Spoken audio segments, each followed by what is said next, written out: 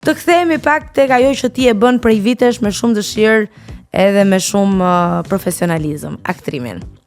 Të kemi parë në disa produksione, një nga prej tyre unë po kujtoj Luli Goni Lemes, ka qenë sukses i vërtet. Edhe e di ku do ndalem së pari, përpara se të më thuash për shtypjet e tua. Do ndalem tek premiera. Në premier të vjen radha mikrofonit, edhe thua, unë e di që do më urreni për këtë rolin. Na e thuaj pak pse. Ne ishim aty.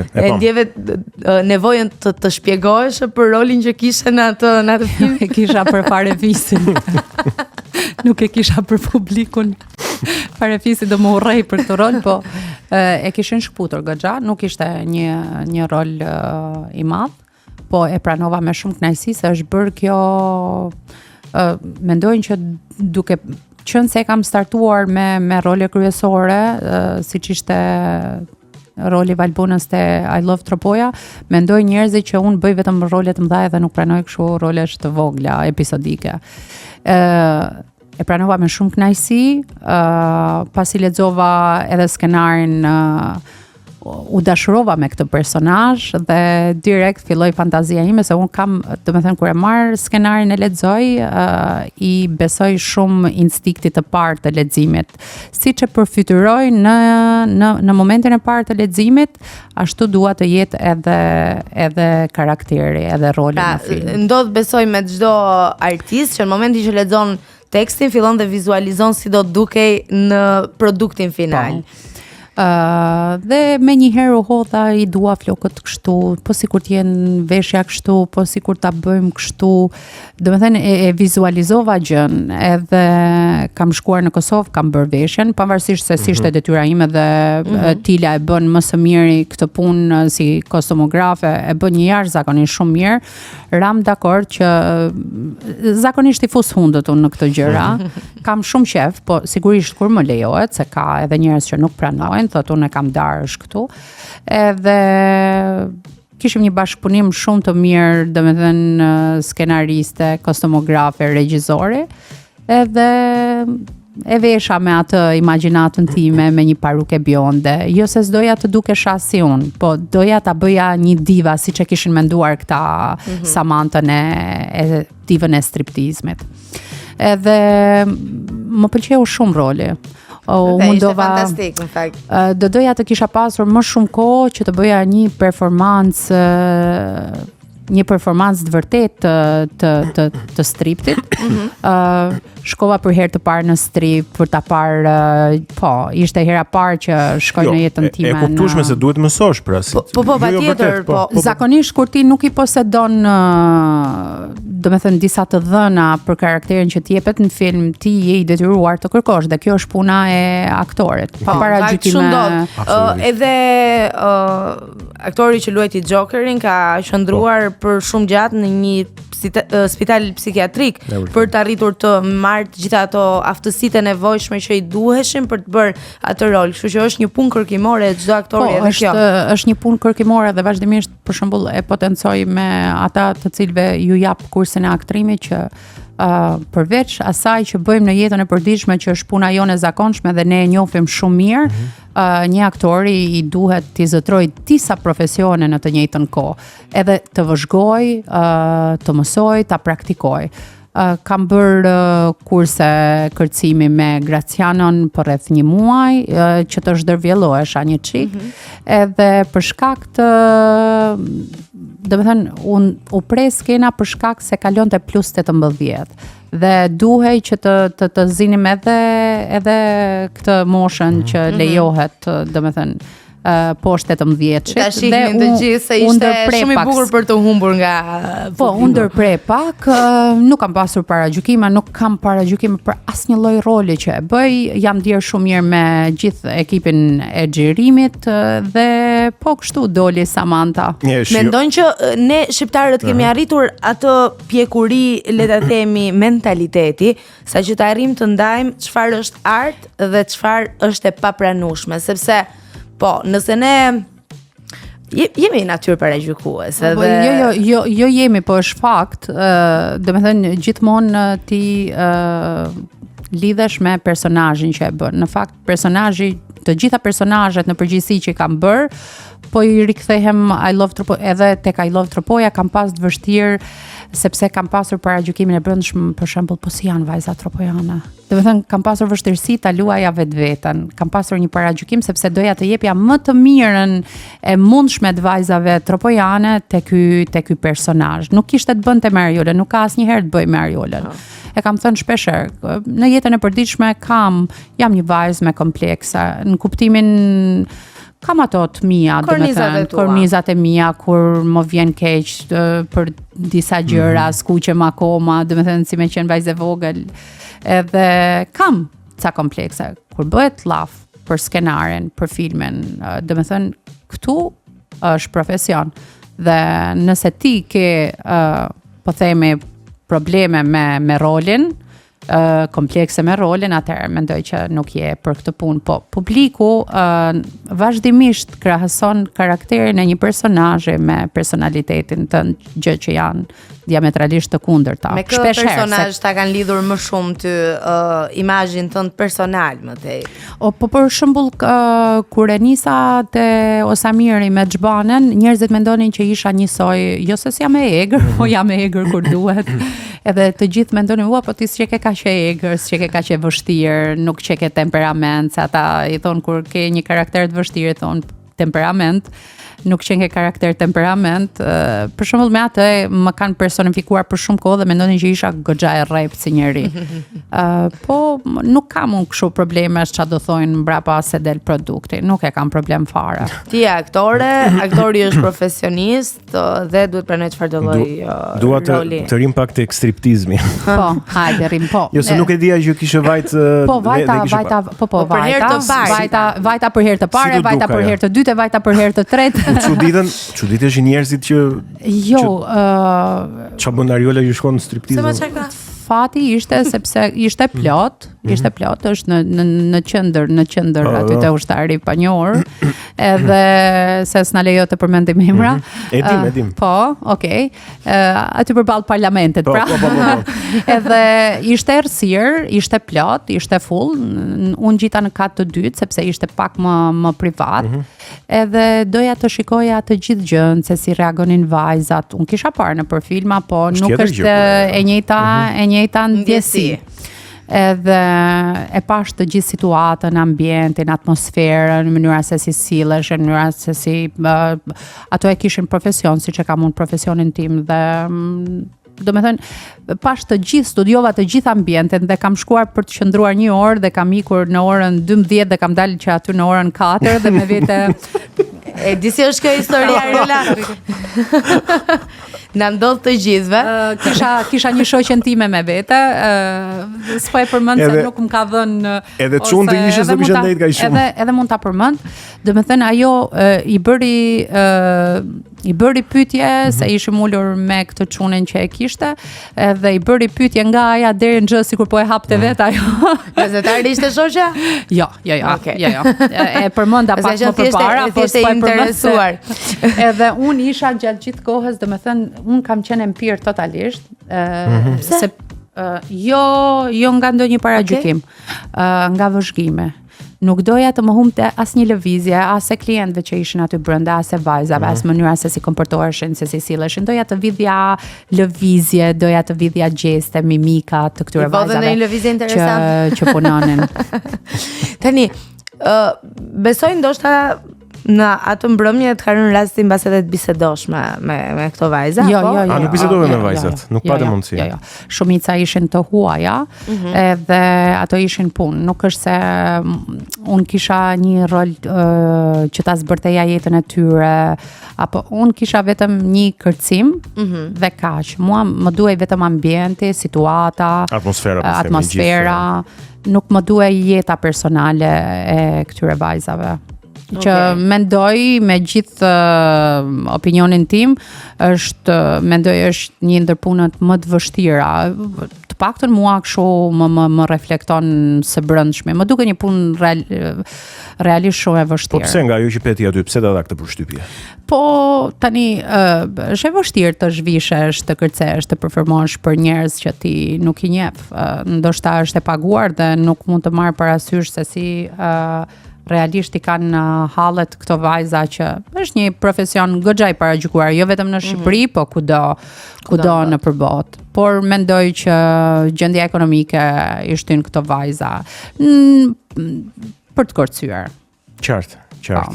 Dhe jo vetëm, po qartë. Okej, kjo nuk mund ta themi për sa kohë nuk e di me siguri, po e paragjykojnë në një farë mënyre sepse ato njerëzit vinë për të kaluar kohën dhe për t'i parë, domethënë më duken si objekt, jo se si janë objekt seksi, por se di nuk e kam një kështu të brendshme që ndjeva keqardhje realisht. Okej. Luli dhe Goni Lemes bëri Namin. Po. Namin, deri tani vonë madje keni. Nuk e di nëse vazhdojnë akoma, po themi të shfaqet filmi. Po jo, vërtet bëri Namin. Ne kemi qenë te premiera, e kemi shijuar shumë. Marrëdhënien me casting besoj e ke pas shumë të mirë. Gjithmonë marrëdhënien me Aurelën, me gjithë.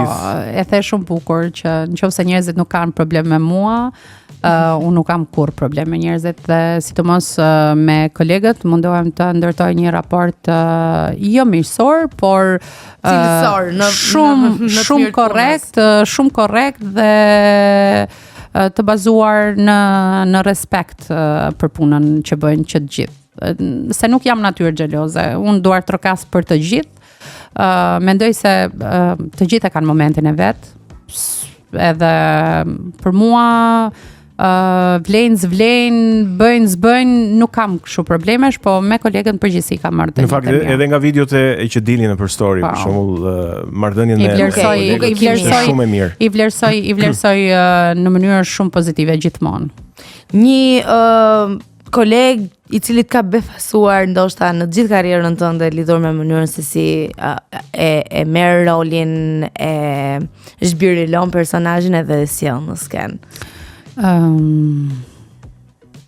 Apo janë disa dhe tani është moment pak I vështirë për të ndarë ndonjë.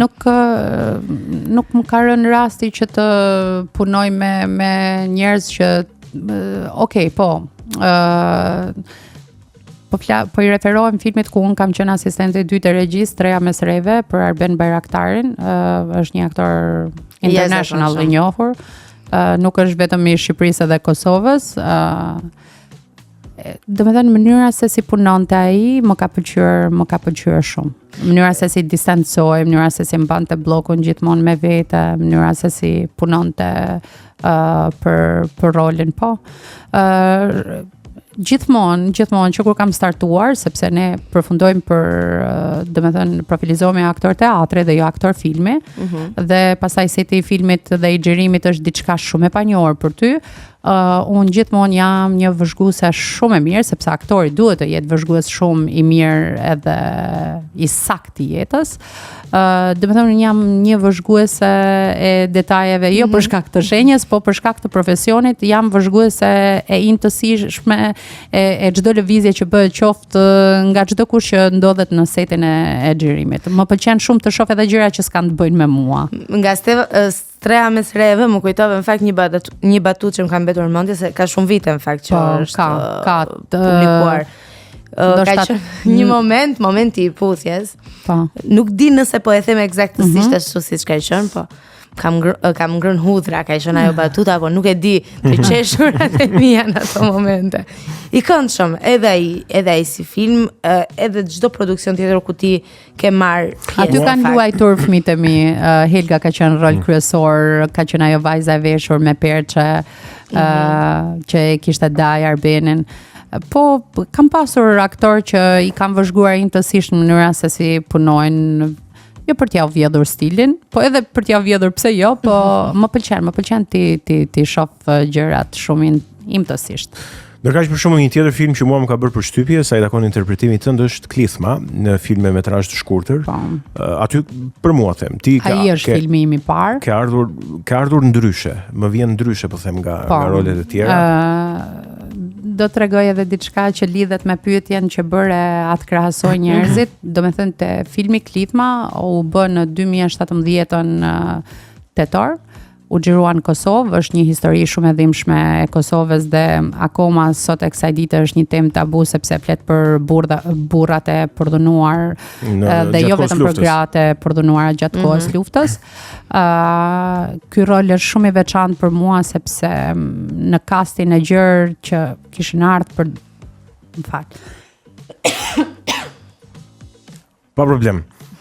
Mendoj që klithma është dhe po guxoj ta them. Kishte ndoshta ka pasur shumë aktore nga Kosova, Shqipëria edhe Maqedonia për këtë rol. Edhe e kisha atë se sa kisha startuar dhe kisha të domosdoshme të tregoja veten, të fitoja një audicion. E u shtyr për disa kohë, nuk treguan që e kisha fituar sepse ndoshta jo se kishte problem, po producenti kishte menduar dikë tjetër në rolin tim, duke qenë se roli për aktorin që ishte shkruar ishte rritur pak në moshë dhe bënin diferencë me aktorin kryesor. Kur ma kanë thënë këtë pas një muaj, domethënë qava mas audicioni, qava një javë. E kam pas zakon, kështu që javë një javë pas audicioneve, që ta mblidhja më mendjen që kur mos ta fitoja mos zhgënjesha shumë. Edhe kur e fitova, doja të tregoja me korreksi përgjegjshmëri që ky rol më flinte më së miri. Jam munduar me të gjithë kapacitetin tim, dënë se ishin hapat e parë, unë kisha bërë vetëm sa mirin. Në prill kisha këtë filmin e fëmijëve që isha asistente e dytë e regjisë. Do të thënë, sa kisha filluar të bëja projekte njëri pas tjetrit, qoftë edhe jo si aktore, se kam punuar edhe si skenografe, kam punuar edhe si grimiere në për filma. Do të thënë, nuk i kam problem. Vetëm gjendem në punë edhe në këtë environmentin e aktrimit. Edhe kur doli filmi në 2018, njerëzit e erdhen e pan edhe mendonin se do shifnin një xhbane aty dhe kisha përgëzime të shumta nga kolegët në Kosovë për rolin e shpresës në filmin. Për mua ai është roli yt, për mua, them tash, unë profan jam, nuk jam ekspert. Për mua është roli yt më i mirë tek klithma, por nuk e di tani për ty cili është roli që ty të ka përmbushur më shumë, që ti mendon që ke interpretuar më mirë në unë ditë ndaj ku jam dirë më mirë, në cilin produksion jam dirë më mirë dhe në cilin jo, sepse është shumë e rëndësishme edhe nga stafi ku ti punon, ekipi ku ti punon, të ndjesh rehat, të ndjesh komod. Klithma ngelet starti dhe mendoj që kam bërë një punë të mirë. Gjithmonë mundohem të bëj një punë më të mirë se sa tjetrën, kur na jepet mundësia, sepse tregu nuk është edhe aq i barabartë, nuk është edhe aq i mirë, nuk është në momentin e vet më të mirë, duke qenë se gjithë kanë kriju ato klikat e veta, kanë paragjykime, nuk ka audicione e tjerë. Mendoj që klithma po është një punë e mirë, po është një film i shkurtër dhe domethënë e kishte në nëntor, e kishte u shfaq në një festival tjetër. Ndërkohë ka bërë xhirën, ciklin e vet, turin rreth botës në për festivale si film i shkurtër. Po mendoj është punë e mirë, po. Absolutisht. Po nëse do më pyesësh mua cili rol është më i dashur, mendoj që ngelet Valbona i filmit I Love Tropoja.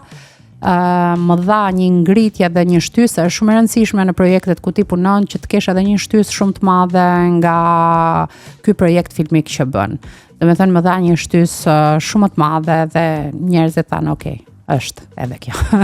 Se kanë pasur dyshime deri atëherë. Po sa i takon teatrit, Ariola? Teatri ngelet forma më e dashur për mua, sepse ajo që ti transmeton është e momentit edhe është e lidhur patjetër me gjendjen emocionale që t'jep publiku. Por le ta themi është pak e zaurues teatri, të shtjerë, të konsumon pak më shumë. Se unë mendoj që ti kur do të nxjerrësh një produkt e do kohën e vet. Dhe unë mendoj që produktet e nxjerrura për një muaj, për 2 muaj nuk janë edhe aq të pjekura dhe vinë e piqe në skenë. Unë do doja që kur të bëj një projekt teatror në të ardhmen, të paktën 5 muaj ti kisha që të merrem me analizën, me karakterin, me të gjithë gjën. Po them e kam vlerësuar, e vlerësoj kështu sepse në 2 punët e mia që janë ndër punët e mia të para, siç është Dashuritë e Virgjëreshës Madalen, apo siç është Kuarteti Han Müller, që të dyja kanë qenë pjesë shumë të vështira sepse monodrama është zhanër shumë i vështirë për një aktor dhe kur e superon me sukses, do të thënë pastaj ti mund të bësh çdo gjë. Është përmbushje profesionale e madhe. Është përmbushje profesionale sepse unë kam bërë shumë e re, kam bërë 34 vjeç kur kam qenë. Është moshë relativisht e re për të nxjerrë monodramën. Se monodramat mund të bëhen mbi 40 e sipër se ke një eksperiencë skenike që e menaxhon. Ndërkohë unë këtë eksperiencë skenike e kisha vetëm me atë që kisha bërë ndërkohë në shkollë, do të thënë kisha vite shkëputja. Edhe me këto dy do të thënë qoftë me monodramën, qoftë me kuartetin, kam bërë 5 muaj që të dalë në skenë, kam marrë kohën time, kam analizuar, kam procesuar. Është zhanri i vështirë teatri edhe po më pëlqen shumë.